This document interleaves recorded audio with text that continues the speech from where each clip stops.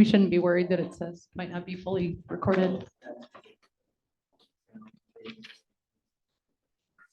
Otherwise, they get Okay. Good morning. We'll try to make this like too intense this morning. Welcome to my session on Alma letters. So I know some folks in the room saw a presentation like this from me at eLuna in May of this year, but this is a much revised version for resource sharing. And then I have lots about the new letter interface that just debuted this Sunday. So in this presentation, I'm going to go over the basics of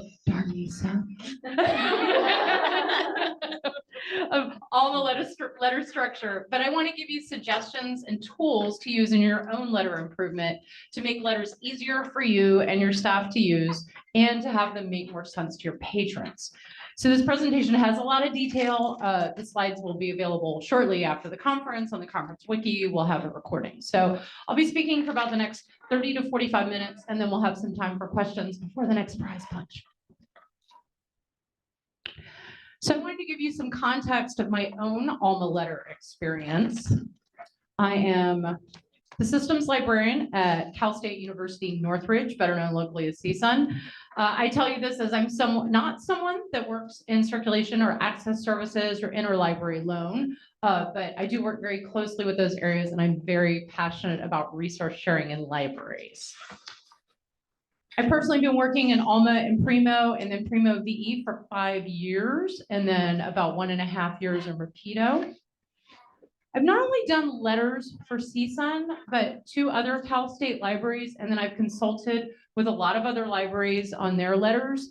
I just really like working on letters. So if you see things here and you talk to your folks or you don't have access to do the things, please reach out to me. I love to work on letters. Our Cal State letters are not managed centrally. From some of you in other consortia and other groups, you may have said, I think Lori left already, but I think they manage their letters centrally. Ours are not managed centrally, but the Rapido letters are mostly managed by Chris Lee, as most of you know. He will go in and make the changes, but if you'd like to know more about what you could do locally, you'd like to try your own local changes without bothering Chris, I want to empower you guys to do that. So why should you know more about Alma letters? It's got a lot of room. The first point I want to emphasize more than anything is this is really the only communication you have with so many of your patrons. So you definitely want that interaction and the opinion they have of you and your library to be a good one.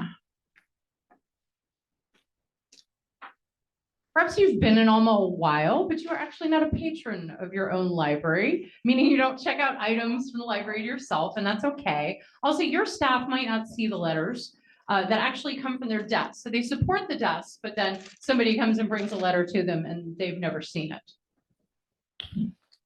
Most all our libraries closed in 2020 and then had limited services from 2020 to 2022. And it was a scary time. And we all had to make changes really fast and update a lot of words and messaging, including in Alma letters. And as we came back to our libraries in person, bit by bit, we removed some of this language, but there might have been some places that you missed. Even in 2023, we still are finding some places that we said, oh my goodness, we never changed that web page or that letter. So this is a good time to get those things out of there. We are all trying to be more sensitive to our patrons that might be upset by some strong wording in our letters. And this is a good time to review that language. Maybe you worked on your letters. I'm sorry, lots of library staff are changing jobs since the pandemic, and maybe you used to have someone in your library that loved to do Alma letters and they left, and no one has touched the letters since. And maybe the new letter guru could be you. So maybe you worked on your letters a few years ago. New letters are added from time to time, and this is usually announced in Ex Libris release notes. If you enable a new feature, add a new Ex Libris product, you might get some new letters you need to configure. So it's good to check back every year or so. And then as we think about empowering ourselves, a couple people have mentioned this, you might want to learn a little code for your professional development. I'm going to show you lots of things. You don't have to do anything with code, but as you get into this, you might go, oh, well, that would be nice to have, I know something about XSL or XML on your resume and CV and the annual review. So maybe you're not familiar with Alma letters at all, and that is okay. Letters are just any communication from Alma. Some libraries still print these out and mail letters to patrons, especially if you owe money, but it's mostly about emails.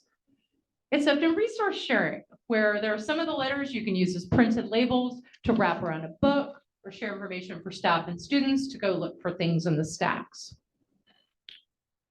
Some Alma letters are caused by automatic Alma jobs. For example, overdue notices go out every day at a particular time. Some letters are caused by Alma jobs that you manually ran. And then many letters are related to some action by a staff member in Alma, things checked in and out, items are received, items are scanned at the hold shelf, and so on. Or sometimes a patron made or repeat a request, did something in Primo, those actions could send a letter to the patron. So I want to include a few examples of Alma letters if you've never seen one before. This one is the borrowing activity letter, which is sent once a month by a scheduled job or when you click send activity report in a patron's record. And it tells the patron what they currently have checked out, if they owe money, or any special messaging we want to put in there. Depending on how you've set up your Alma, you may have interlibrary loan as a separate library. We do at Northridge. And so interlibrary loan, some of the checkouts would show up here. And it depends on how you've set it up. The return receipt letter is one that's sent when something is returned to the library and checked back in if that letter is turned on for that desk. So that is something that is configurable. You have some desks that go, you know, we just really don't want to send those. And so if you're not getting these and you do want them, that is a thing that you could say, well, turn that on for this desk. And then when things are checked back in, they'll start sending that. Not all letters are about physical item checkout or general circulation. In Rapido, you've got a whole new set of Alma letters to configure. So here is the version of our document delivery letter, the one that sends a link to an electronically delivered item that came through Rapido. So if you are familiar with this letter, this is not how it looks out of the box at all. We made a lot of changes to this one, and I'll be glad to share our copy with you later. And this is certainly one you might recognize, the full incoming slip letter. So there are quite a few Alma letters that are just for library employees to do their work. So even though this is an internal letter, you can configure it however you like to make yourself happy or your staff happy as well and make it easier for them to do their jobs. So this is the letter for a slip that is printed out by library staff when they need to retrieve an item from the shelf to be scanned and mailed to a borrower.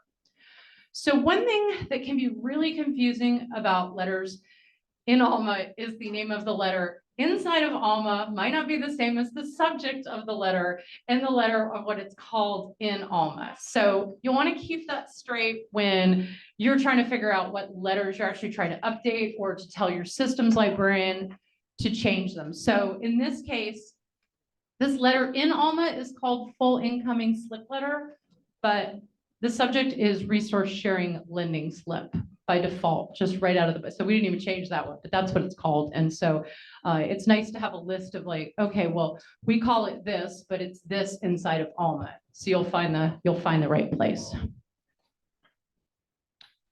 So where can these letters already sent to a patron be found in Alma? So one of my favorite parts of Alma is looking in the attachments tab for user records. You can see recent letters sent to that user. So depending on how you've set up letter retention, you can refer back to all the letters sent to a user for all time or for the last year or whatever retention setting you want to use. The letter is saved in the attachments area, and I'll show a screenshot of that in a minute.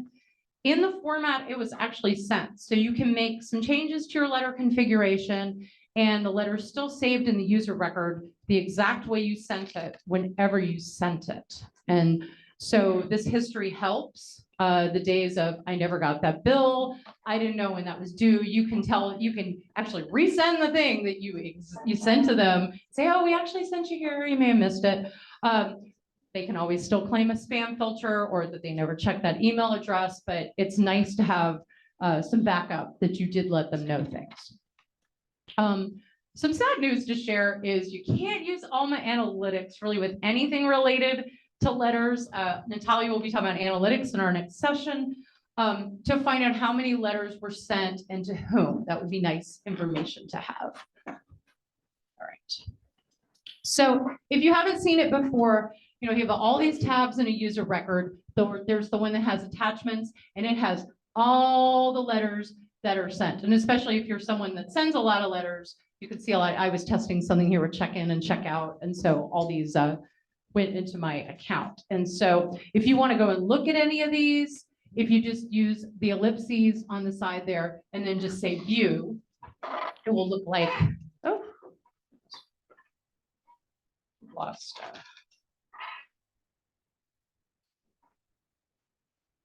Okay, the preview here would look like this. And you can see it isn't exactly how it looks. It's missing the logo. There's some coloring that's not right, but it gives you a good idea of we sent information about this loan, this information to this patron. So you can go back there, and then there's an easy thing that you can say, oh, just resend this. You don't even have to like make it happen again or retype it or anything like that.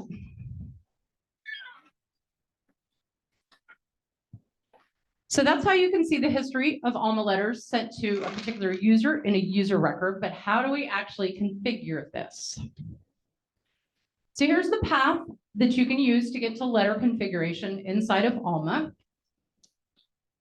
And as Chris talked about yesterday, however, not everybody can configure Alma letters, and you need some pretty powerful Alma roles to do that.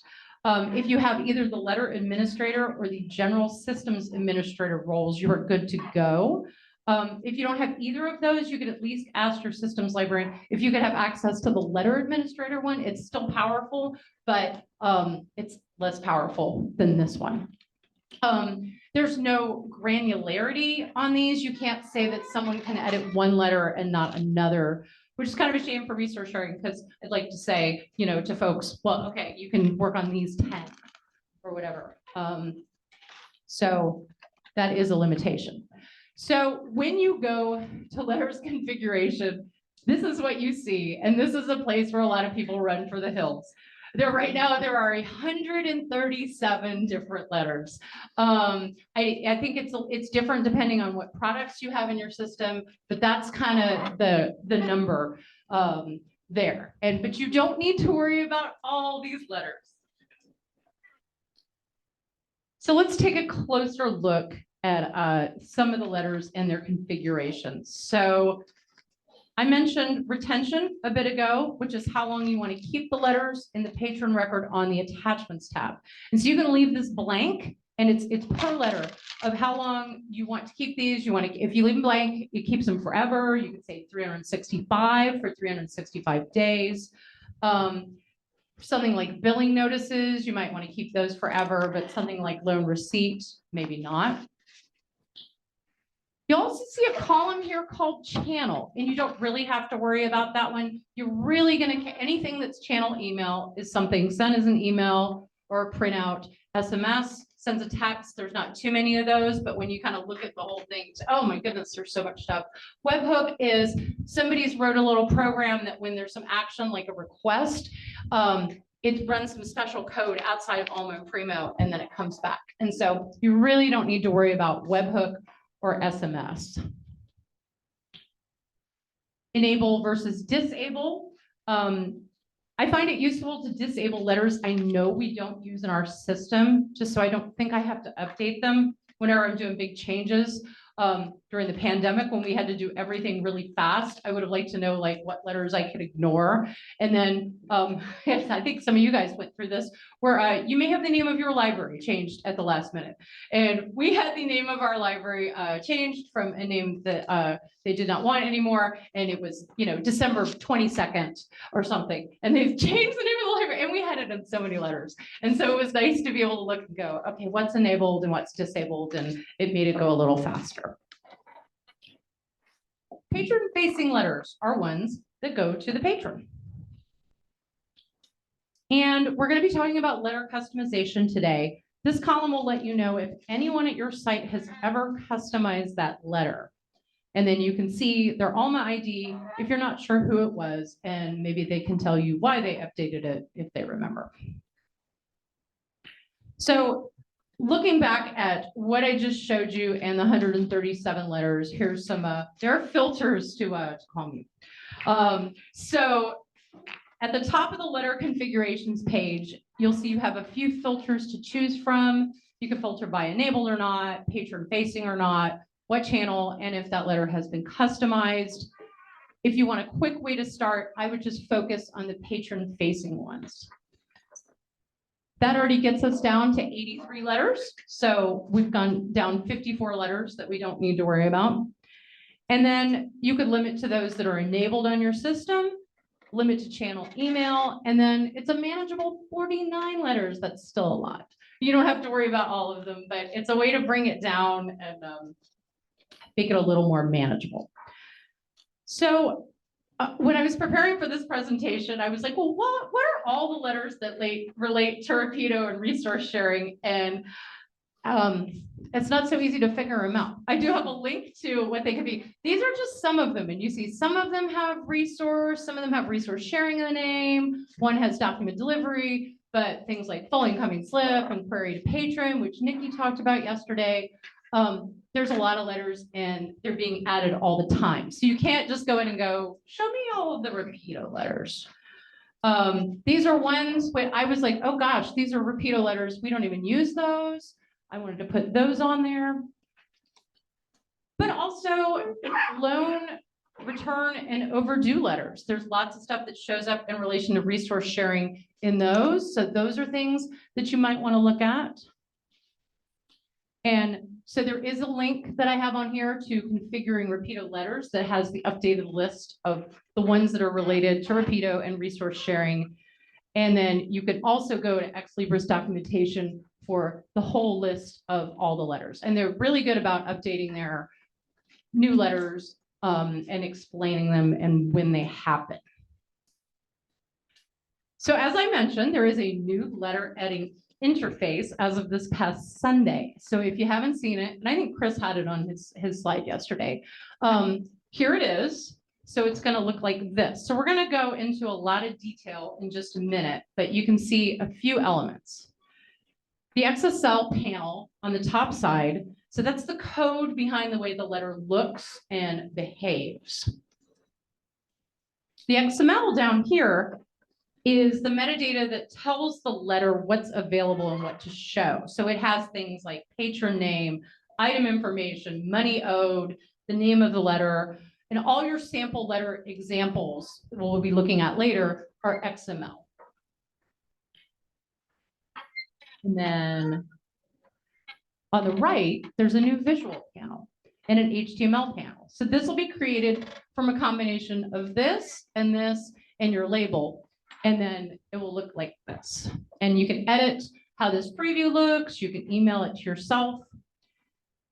If you are familiar with this area and you've been in here before, the things that used to be tabs are now links at the very top of this where it has labels and letter examples. So that's where you find them. So first up is the labels, which is a place that you can make an easy, quick impact in your letters. You may have set some of these up at migration or go live time, but they probably need updating. So a lightning talk I didn't get to do yesterday. I'm going to talk a little more about labels, and I'm going to do that, I think, at 11. And so I will talk more about labels there, but I wanted to show you just so it's in your mind. As I said, you click on the link for labels, and it's going to take you to a little table like this. And there's the code and the description. So inside your XSL, you're going to find the code where it would say sincerely, that's here, and the code for department. And when you go in your table, you see, oh, okay, here's a thing that says sincerely. You do that. A thing for department. And then you can immediately update it to look like that. Next up is the XSL section, which was formerly known as templates. This is another part of the letter work that usually has folks running for the hills, but I just wanted to show you what it looks like. I'm going to talk a little bit about coding changes you can make in your XSL later on, but I just mainly wanted to make you aware of this area. So you can see in this example, I know it's kind of small back there, but this XSL calls some other XSL files. And if you see anything about their components, there's things here like the header and the footer and the style that are common across your system. And so it pulls those in. So if you're looking for where the header is on yours or the logo or things like that, you find those in the components. So all the letter XSLs are going to call those. But you don't have to touch this. You can in this new editor. It's nice. It used to be all black and white, and now at least it's colors inside of the new letter interface, and it's easier to read. It's easier to find errors. But you can also just export things to Notepad++ or any kind of text editor to work with these.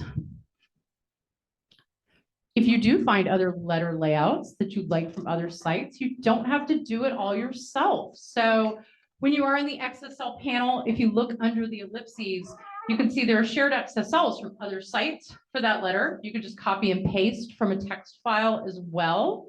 You can see that Chris put some in here already. And is sharing them for the world.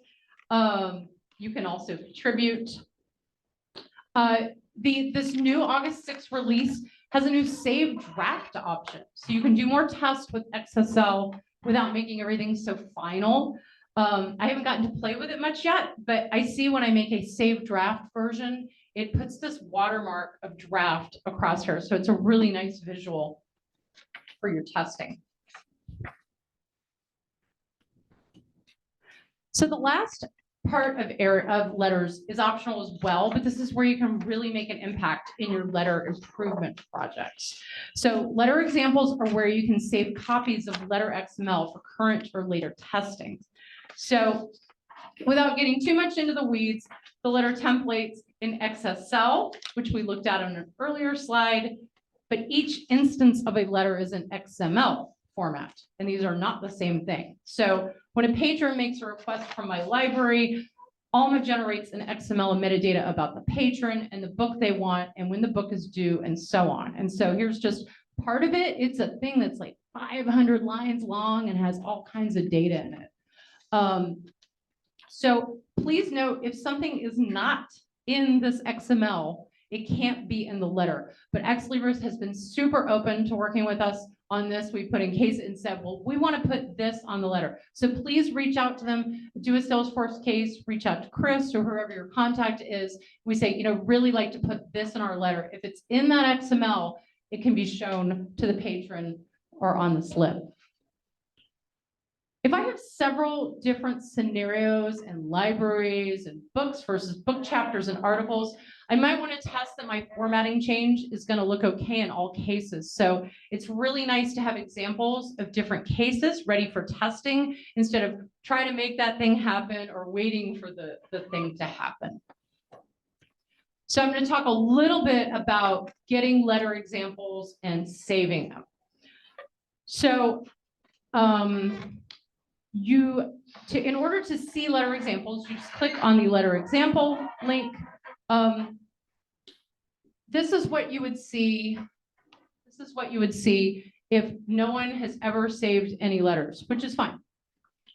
It'll just say default letter XML. And so that's the letter that Ex Libris provides. It doesn't really have any information about your library, but it can give you an idea of what this letter is. So when you go in and you start working on this and you see that, okay, no one's ever saved anything here.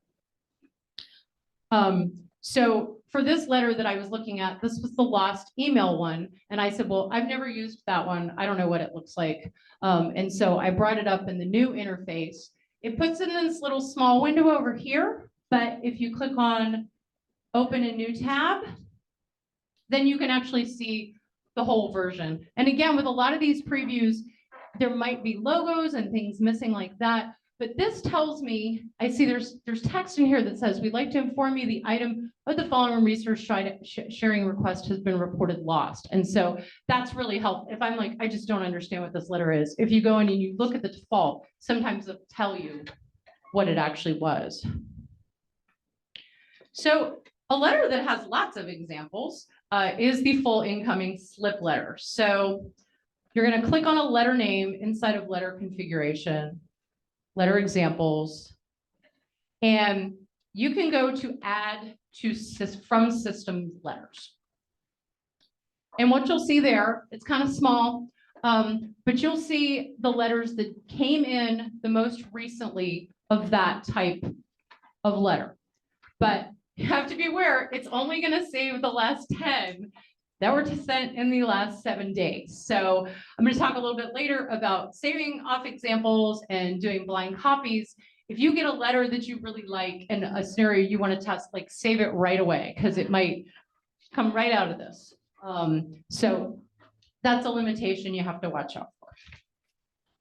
So you save an example letter, you go to the sent letters, and you just click on the one that you think you want to save.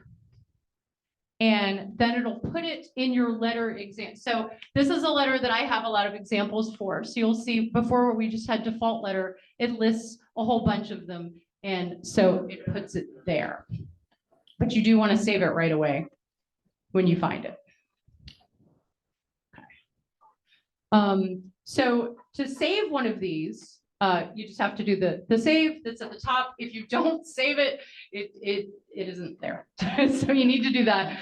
It might have just moved locations when you did that. And now all your last updated will have today's date. So we're going to preview what we saved. So it's got the date and the time there in default preview. It's the new interface is going to say XML was replaced. And then you can see this is an actual one that I was using from Cal State San Marcos. And so it loaded in that example that I picked up last week. And then you can look at that. And then you can also look at a bigger version of it. As Chris mentioned yesterday, we've got a lot of stuff with logos and ours, so it's really friendly. And so these are looking really nice. So you can also email the letter to yourself. I like this because sometimes administrators will go, I need a copy of that letter. I want to see what you're saying. And so then I have a copy of it that I can just send to them. It arrives in your email or wherever a few minutes after you do this. And then when you open it up, it looks like this. It still might be missing some of the logos, but it'll give your administrator an idea of what you have. So the next thing I want to do is rename that letter to something that makes sense to me and then load it back into the letter examples area. And so in order to do that, you have to export the XML to your computer, rename the file, and then load it back in. So real quickly how you do that, and you guys can look at this later, there's a download, you get the little thing that comes up in your browser that you've saved it, you rename it. I put information on there like CSU SM book request, and I always put the date because later letters do change, and also your library names change and things like that. So if you have an example that's pretty old, you might want to get a more recent one. And then you just upload it with upload letter example. Here's some screenshots of how that looks. And then it's nice because it loads in here and it tells me what it was. And then I'm ready to test with that whenever I want until as long as it still works. So this is a really good way to start like letter improvement. It might take you a while. work through each of the letters. And this will also really give you a sense of what letters are used a lot. You don't want to spend a lot of time on a letter that only happens once a month. And sometimes you really only need one example to test with, but especially with the full incoming slip letter, it's nice to have several.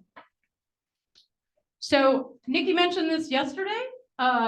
Most letters have a BCC option in the labels. And that's nice because if you're like, I don't know when I'm ever going to see this letter, just set it and forget it, put it on your email address or someone else's in your department. And that'll maybe help you figure out how that letter happened. I have ones that I marked in 2020 that I have still never seen. I don't know how they happen. Do be careful with the BCC. If you have it on a letter that goes out to a lot of patrons, especially I accidentally put it on the borrowing activity letter and it went out to 2,000 people and then I couldn't use my email for an hour. So don't do that. And then as I said, once you get a BCC that you've been waiting for, get it as soon as you can save it. And also, as the Northern staff knows, sometimes I reach out to staff and I go, what'd you do to make that happen? And sometimes it's a new student or somebody doesn't write, you know, be nice about it. But usually it's like the clue of like, how does that letter happen? So.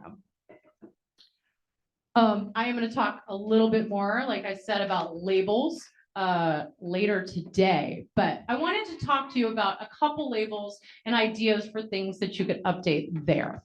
So most of the letters have a field called department. It might be something like circulation department by default. And maybe you want that text to be your library name instead. And then for the resource sharing ones, you might want to say ILL department or awesome friendly resource sharing folks or whatever's going to be like after the sincerely. So you can go in and you can change that. I mentioned sincerely, maybe your library is not sincere and you don't want to say this. Nikki mentioned yesterday about the address from. A lot of these might come from your circulation address, but there are ones now that you can say this is coming directly from the ILL department. And so you could do that. And then if there's ones you really don't want to reply to, you have to put something in here. And so you could put a fake email address. What you don't want to have is the default. This is, I don't know if there's a new one with Clarivate, but if you have a letter that the address has never been set up on, it'll say yourdepartmentorganization.com. So if you ever see that when you're troubleshooting, that's where you need to update it. Some other label change ideas. There are quite a few of the letters that say dear as a salutation, and maybe like dear, but I like hello. And there's quite a few that have dear sir, madam on them, which I think is supposed to be polite, but it's kind of offensive and looks spammy. So we updated those. Some other general themes you can do to improve your letters. We often change the names of departments or libraries or services. You might have this hard-coded in your messaging. You'll want to update that on your labels. Did you have messages about quarantining of items, wearing of masks? Also not using directly COVID time language, but you might have had special processes during the pandemic, like wait here at the library's front entrance and we'll come out here to return your kit. So you'll want to take those kind of things out. Do you have an old logo on your letters if you change the name of your library?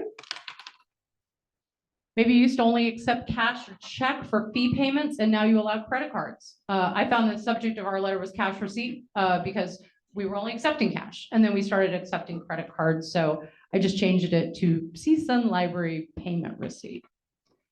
And if you had contact information in your letters, is it up to date? We merged some departments a few years ago, and so we wanted to have that correct. We haven't talked too much about AI here at this conference, but you could review your letters for potentially upsetting text.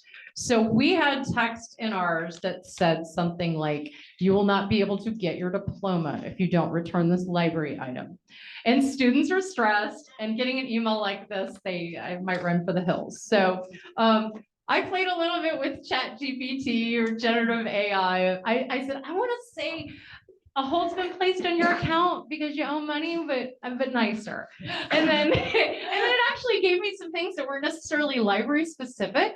But I kind of like the last. It was like, we value our relationship with us and want to work together to resolve any issues. And so you can get in there and play a little bit about making the text better. Speaking of strong text, I don't know if any other campuses have done this, but we got rid of the word fines, like kind of all over. That was a big deal for us. And we changed it to fees because I guess fine sounds a little more punitive. And there are so many places that you can update that. But yeah, you just change the label for various things and you can change it to fees instead of fines. So you might have words on your campus that you're trying to change. Library jargon. Let's step outside the library world and consider if the instructions in your letters make sense to non-library folks, especially the subject lines. And you can find these in your letter labels. The one that sends the document delivery letter, the subject defaults to notification item letter. And if I got that, I go, well, I don't know, that sounds so spammy. I don't know what that is. And this is a person like waiting for their research and waiting for the thing to be delivered. And then they get that. So you can change it to something more like requested item delivered electronically, or even put, Nikki had some examples in her query for patron yesterday, like very specific things you could put in your subject. So you can make changes like that. We want our patrons to get the letters and read them. You can also review your letters for accessibility and formatting. And thank you to Darnisa for this one. This was her idea. There's a lot of click here text in the letters. And that's just really a big role in, especially like screen readers. Click here isn't helpful. If you write out the whole URL, that's not helpful for screen readers. And so in changing it from click here to directions to the library, this is on our locker letter. Instead of click here for map, it just says map to location of library locker pickup service instead. Also look at your letters on tablets and phones. This is, I had noticed this one, it cut off this title in the middle. And so I reformatted that because I was like, oh, that looks weird. And check your colors and contrast that are in your letters. We have a lot of tools at the CSUs that you can run things through and check colors and contrast. So I talked about the borrowing activity letter earlier. We put some marketing and informational messages in here. So this is the one that goes, you've got something checked out, you owe us money, you've had some kind of relationship with us. And so we put some informational messages in there once a month about particular desks, especially, and you can write code to check, only show this to people that have this kind of item checked out, things need to be returned.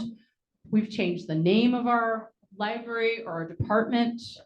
And especially in relation to resource sharing, you're going to be closed from this time, which isn't always the same time of the whole library. And so reminding people about that. You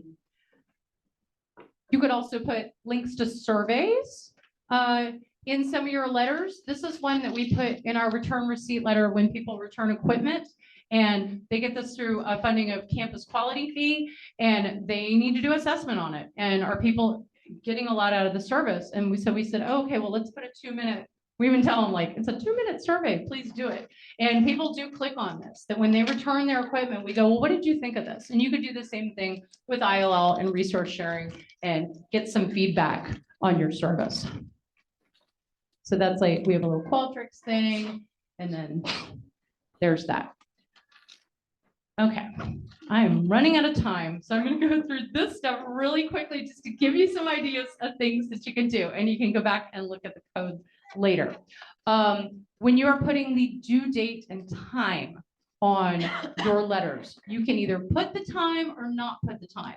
And depending on if you've got something that's due later that day versus something that's due in like a year, you don't necessarily need to know the time, so you can configure that.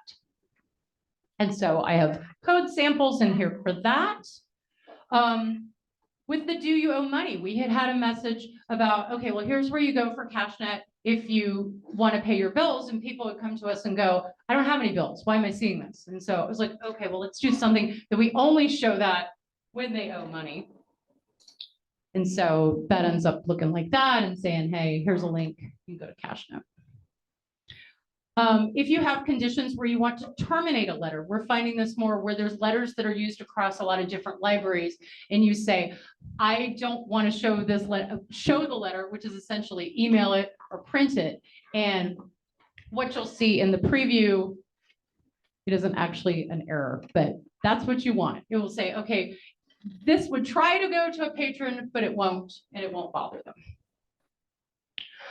And then the last thing you could do is have messages or notes for a special library. We have a library locker, like many of you guys, and we have a lot of extra instructions, but nobody else needs to see that. So we put that in some of our letters. So in summary, you don't have to do it all at once.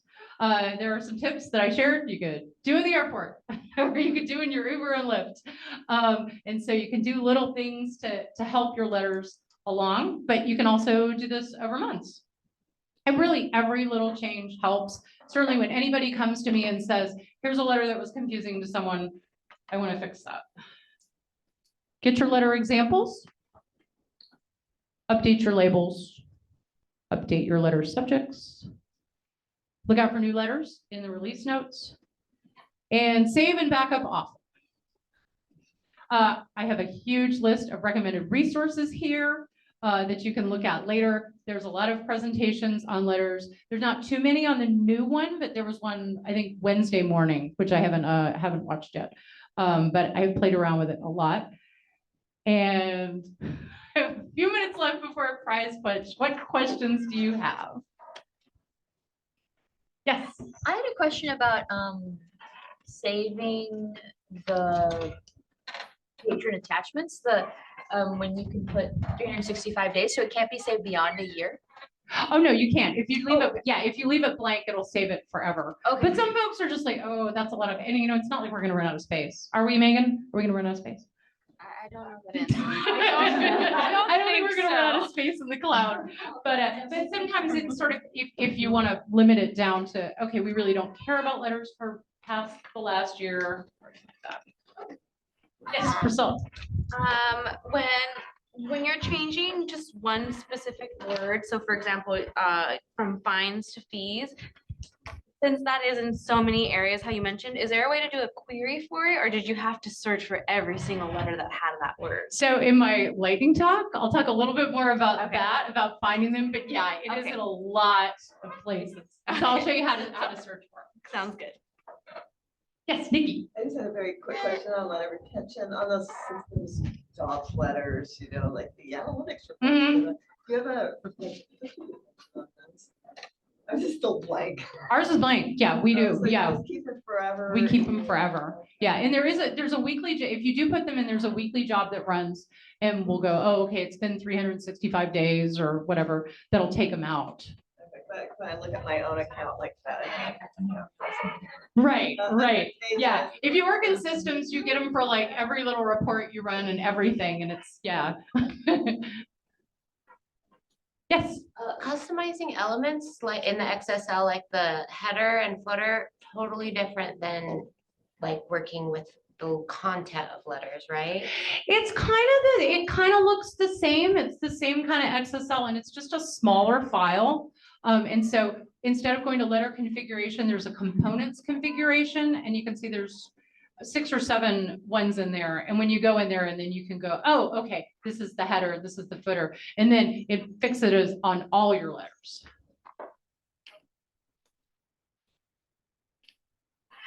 Chris. I've been meaning to put a survey for students on.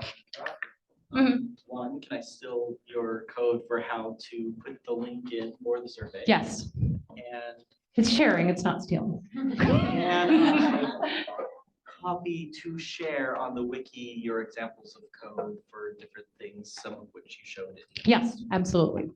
Yeah, nothing, no patron information in there except all my test patrons. So, yeah. All right, thank you, everyone.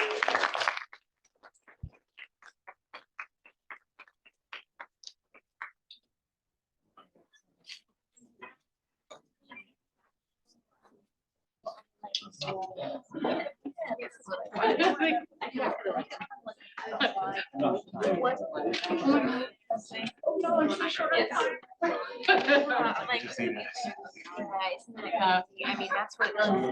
Okay, guys, we're gonna do another prize punch or two and then enjoy the rest of your break. So